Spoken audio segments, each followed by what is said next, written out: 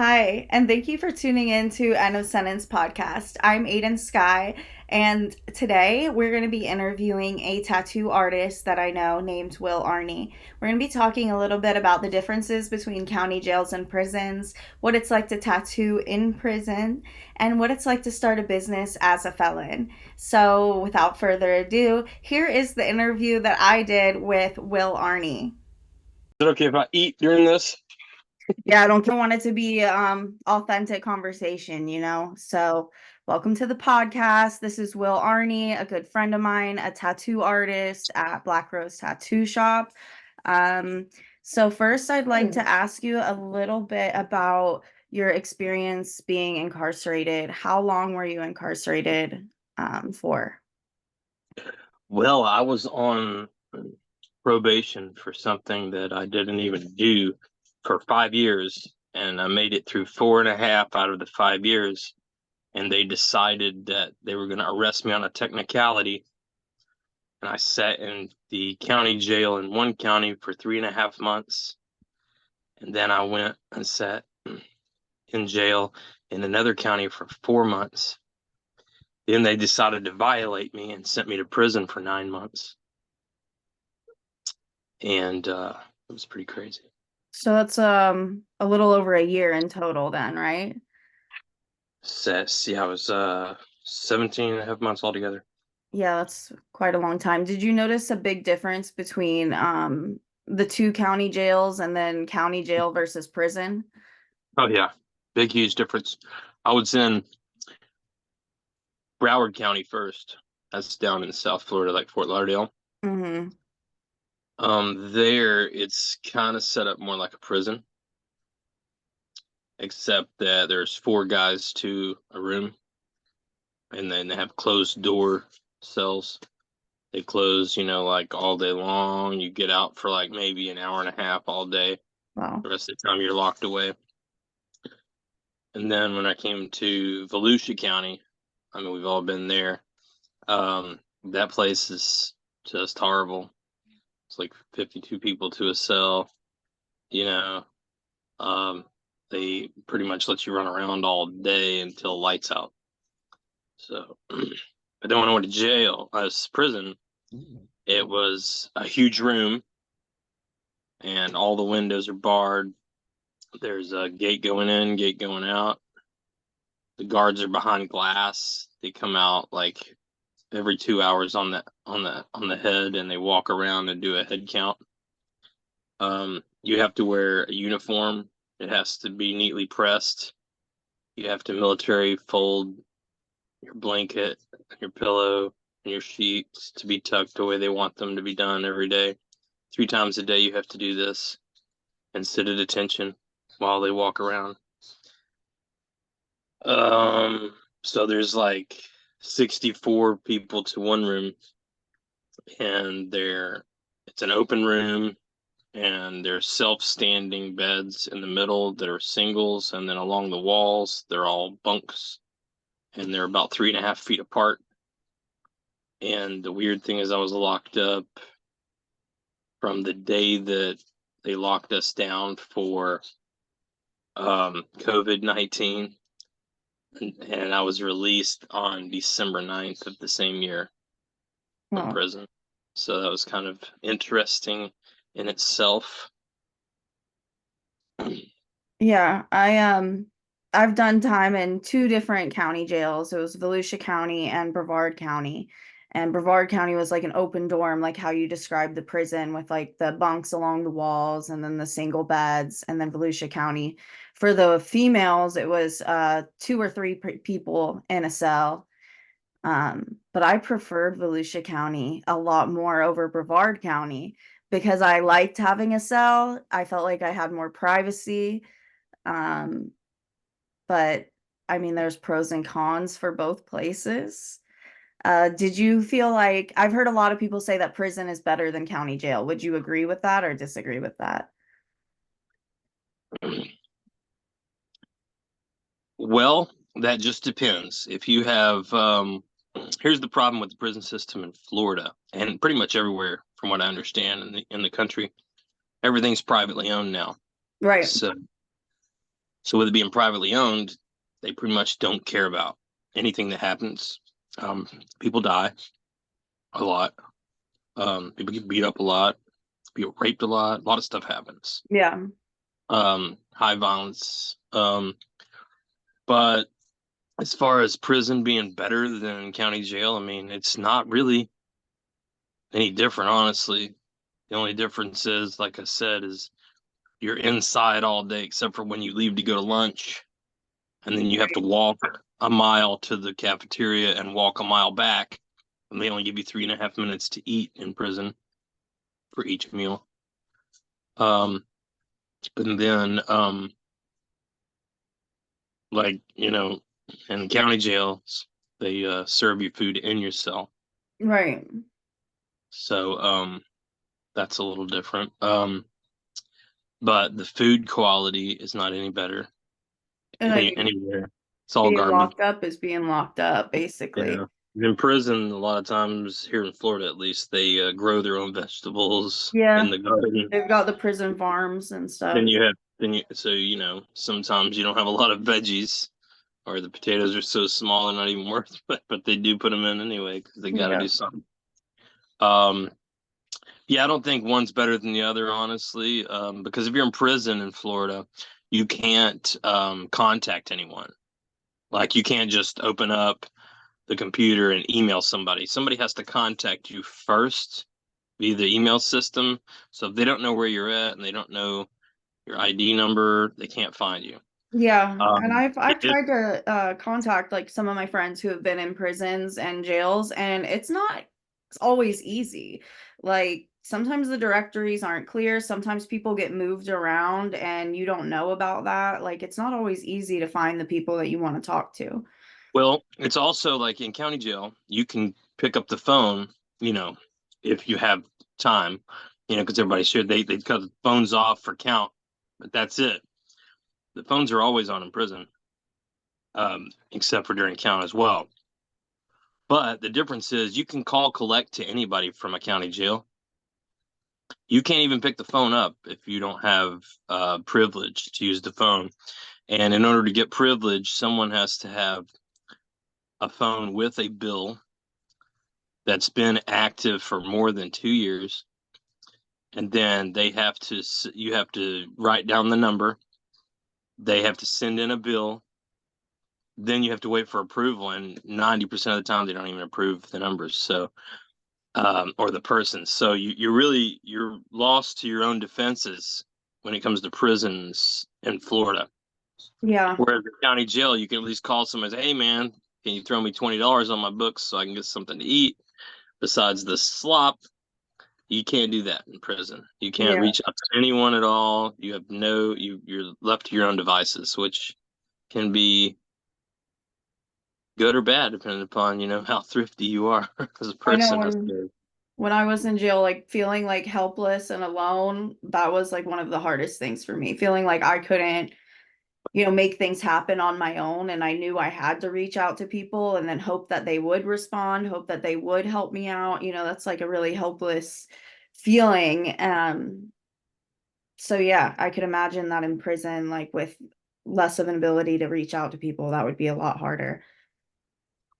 Yeah, it was pretty crazy. I really was basically in solitude because I wasn't trying to make friends with anyone in there. Right. You know, um, as a tattoo artist, they tried really hard to persuade me to give them free tattoos. Obviously, I'm a man of integrity, and I said, "Well, first of all, there's nothing you can get from me that's free, and you can't make me do it either way. Yeah. Might as well kill me because I'm not doing it for free." And after I told them that a few times, they got the idea that I was definitely not giving free tattoos to anybody. Plus, it adds time onto your sentence If you get if you're caught doing for something it. like that and you get caught. Yeah, So did you ever give any tattoos in prison? yeah, I gave a couple. What was that like? Was that like scary for you? Was it, Well, did you you know feel how uncomfortable? you know tattooing in general is pretty high stress to begin with because you have to do everything perfect. Right, it's permanent.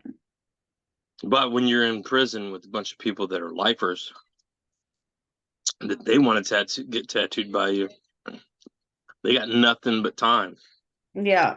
literally.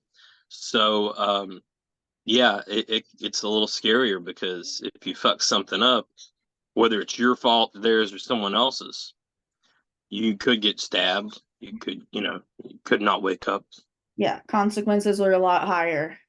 Yeah, way higher. So, yeah, Okay. so I was really, really selective, and I only did like a handful of tattoos.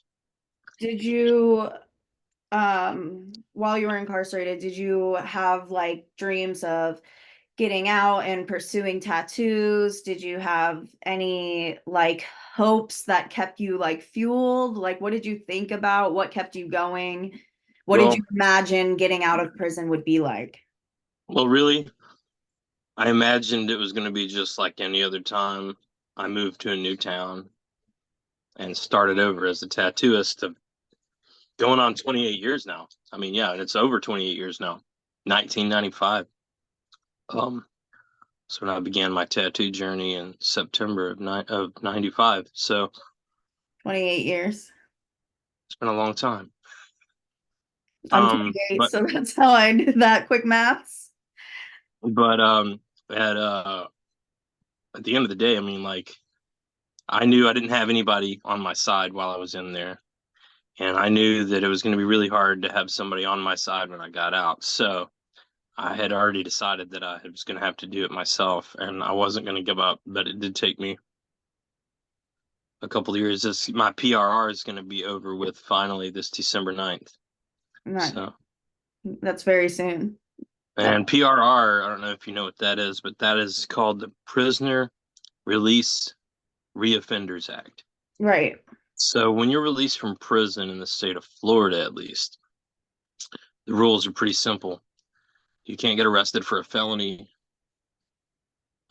at all, and you can't get arrested for any type of a violent charge. If you do so, then you have to go back to prison for an automatic 5 years, up to the amount of your suspended sentence that you had while you were on probation, which in my case would have been 15 years, because I got a burglary charge for passing out with my head and shoulders in somebody's yard, and the rest of my body was on the sidewalk, 700 feet from my own house. So, yeah, I tried, to argue with him. I tried to tell him I don't understand how at 40 years old I've never committed a crime in my life. I've never been arrested for speeding even, but now all of a sudden I'm a home invader. Like I just decided to do that one night, out of nowhere.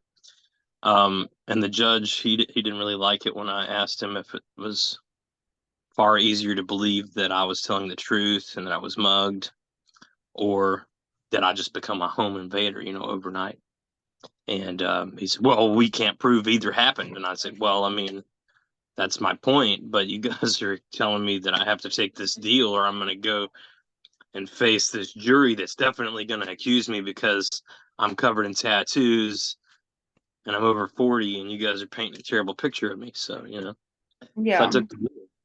Now I just feel like the whole system is screwed to begin with. I mean, Well, yeah, once they you're in use this, these scare tactics. They tell you, if you don't take this deal right now, when you come back, we're really going to get you. So you better yeah, sign right now. And I've been put in that yeah, position where it's like, I don't know if this is my best option. Like, I want some more time. And they're like, you don't have it. You got to sign today, or like the next time you come back, you're going for a lot longer. oh And yeah, like you said, like we'll take it to trial. Like this is your last court date before trial. And if you see a jury and you get convicted, you're gonna face the max sentence. yeah. And so a lot of people do, like you said, even you didn't even commit a crime, they're gonna plea out just to avoid those consequences because it's scary. Like you can get charged and convicted of something that you didn't do very easily. I mean, there's a deal that people don't see that's an underlying issue that, especially here in Florida, we're heavily policed here, but they're trying to make it where people can't have handguns here because there's so many people readily available with handguns. So a lot of crimes that didn't used to be felonies are now felonies because once you have a felony, you can't carry a handgun anymore in Florida. Yeah. So that's, there's a lot to be said there. It's a money situation, but it's also about trying to make the population not have handguns. And I mean, it's stupid stuff that they're giving felonies for now. Yeah. Tattoo and comb. That's Yeah, a felony. that's a felony. Wow. Yeah. That's crazy. Yeah. Yeah. Hitting somebody with a closed fist. That's an aggravated battery now. That's a felony. Wow. Wow. Yeah. So, Gotta be spitting on a careful. pregnant woman, spitting at a pregnant woman is an aggravated battery on a pregnant woman. That's a Yeah. 15-year charge. Yeah. What if she threw a knife at you and you spit at her? I mean, you're going to prison. But I mean, there's crazy things going on. It's not really a conspiracy, it's a fact. Yeah. So It's you a fact. mentioned about the jury, how you felt like, that it would be, they would probably convict you. You mentioned that you have tattoos. Do you think that there is like a negative correlation between people with tattoos, that they're criminals? Absolutely. I mean, I've got 28 years experience to tell you that being a white guy with my hands tattooed like this and just this one tattoo on the front of my neck, I get looked sideways at by every time I get pulled over by a police officer, or every time I'm talking to somebody that's in law enforcement, like just in general public, like even if they're off duty, like they come out of the woodwork with some crazy shit to say. Oh, well, I can expect that from you. Look at you, you're all tatted up. What does that even have to do Yeah. with anything to do with a person's personality or their achievements or anything? Really, I mean, nothing. Yeah. Yeah. No, I mean, I've had, I got clients that are attorneys and doctors that are completely covered, and you wouldn't even know until they took their suit off. You know? yeah. Yeah, I agree. I've definitely had like my fair share of judgments. I've got tattoos on both my hands, all 10 of my fingers. So yeah, I've had that, and I agree with that. It's unfortunate, but it is like one of those negative stigmas that are out there. Um, just like there's a negative stigma on people with a felony record. So what kind of struggles have you faced, like having a felony record since you've been released? Well, first of all, the state of Florida really makes it hard to own a business if you're a felon. Interesting. I see. I don't know anything about that. Yeah, the moment that you put down on the questionnaire, if you got to check the little box. Because Mm-hmm. if you lie, that's a felony too. Yeah. So you got to check the box. And when you check the box, they might come up with some other bullshit excuse. But the minute they look at the box and their eyes light up, like they're looking at goldfish for the first time, um, they always have to say, well, this isn't really an issue, but because of this and this and this, we're going to have to say no. Yeah. They're But just gonna there's make definitely a everything stigma. harder. Definitely a stigma. The minute you have a felony on your record and you go applying for jobs, which I tried, we must be real. The only jobs that I could get would be doing manual labor at a discounted rate Right. for some scumbag who knows you can't get a job anywhere else. So, I just decided to go back to what I knew and get going tattooing. Yeah. There's always a way if you're willing to go the distance. You just have to stay the course. You have to put it in your mind. This is what you're going to accomplish, and don't give up until you accomplish it. Because being aggravated and angry and you know distraught about something not going your way does nothing but stand in your way. You know, the moment you release yourself from attachment to whatever your goal is, the easier it is to attain the goal.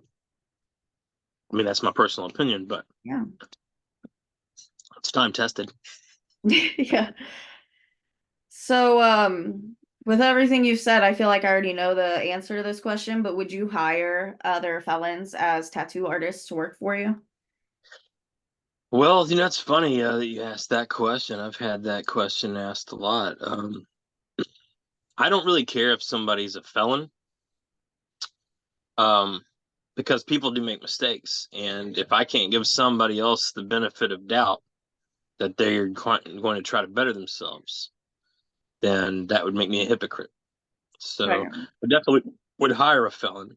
Would I hire somebody fresh out of prison that learned how to tattoo in prison? No, absolutely not. There are time tested, approved techniques that have been passed down from generation to generation that I will carry to my grave or give to my apprentices only. But I will not share that knowledge with someone who went about getting into the business the wrong way, because that's my responsibility to the craft. The craft has taken care of me this far in my life, and the only way it's going to continue to take care of me is if I take care of it by being responsible and respectful with the rules and the laws.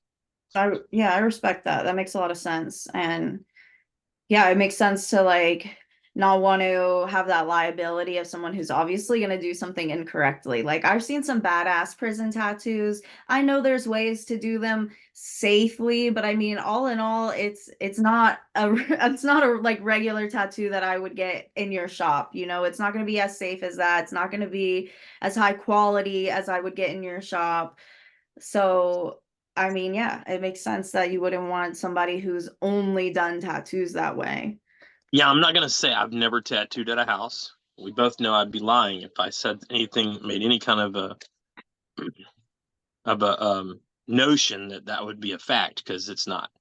I did sit on a board governing or making the rules and laws that govern tattooing in several states, not just Florida. Um, I did that in Mississippi when I was there. I did that in Louisiana when I was there. I did that in Arizona when I was there. But all in all, everybody has to start somewhere. It's just harder to teach someone that's that they think they have a grasp on it themselves because they've taught themselves. Because I can't unteach somebody a Yeah. bad habit that they've performed over and over again until it's reached a habit. I can't change people's habits. I'm not a magician. I'm not Jesus. I don't have the power to do that. Um, I can try to persuade people to unlearn what they've learned, but it's just never worked for me. So I always try to hire people who either don't know anything about tattooing and teach them, or I hire someone that has a really good understanding of the craft. And I try to stick with the idea that I can't have someone work for me that doesn't tattoo as good as me or better, or at least working on trying to get as good as me, you know? Yeah. Because that's just, that just makes business sense, good business sense anyways.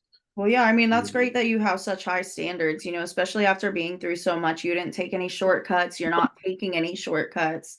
You know, you're doing things the right way.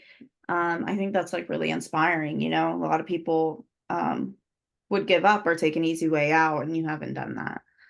There's a So, lot of stuff that's changed in the world of tattooing in the last 15 years since it was televised. Um, and social media has taken over. If you don't have 20,000 followers, oh then yeah. the algorithm's never going to get your picture to the top. Nobody's going to see it. Nobody's going to know what you're capable of. So I'm going back to the grassroots that I know, contacting people by phone and email, doing handing out flyers and business cards by hand, just the way that I know to do it, the way I've always done it. And it's picking up, Well, your you know. shop looks great. It definitely looks awesome. Thank you. I'll show some pictures at the end of the video of the shop and share your Cool. link. Um, Appreciate it. but yeah, I think that pretty much covers everything I wanted to talk about. Um, yeah, I think that's pretty much it. Thank you so much. You're welcome. I'll reach out to you again if I have any other questions, and I'll send you the link as soon as the video is done. But yeah, thank you so much. All right, you're welcome. Thank you. Thank you. Bye-bye. I hope you all enjoyed that interview between Will and myself. If you have any questions for either of us or any future guests on the podcast, feel free to drop them in the comments on TikTok, YouTube, Patreon, or email me at endofsentencepodcast@gmail.com. I really appreciate all of your support, and I'd be happy to work some of your questions into future episodes. I also want to thank Will Arney for being my first guest ever on End of Sentence Podcast, and I'd like to share some of his work and his new tattoo studio, Black Rose Tattoos, with you. So stay tuned for some of that at the end of the video, and stay tuned and follow me for more content featuring the struggles and successes of inmates and felons. Thank you so much. This is Aiden Sky with End of Sentence Podcast. You know what? That's close enough. I have enough bloopers. In my bag, still smoking my ash. In my bag, still counting my cash. No other chase, man, I'm doing my dash. When I'm in my head, everything gon' flash. Sure, tryna play me, I'm gonna catch it. Turn everything to bands, yeah, man, another hit. If you play me again, come split. Everything I did wrong, one man. Five times I see the I be on show. Smoking that gas, yeah, blow. Yeah, I'm on stage, she be like, whoa. Yeah, I make it real, I make it snow. Ops tryna catch me, so I move it slow. I be tryna stuff, so she getting low. I be flying high, yeah, I fly UFO. You don't call me lacking, I'm on go.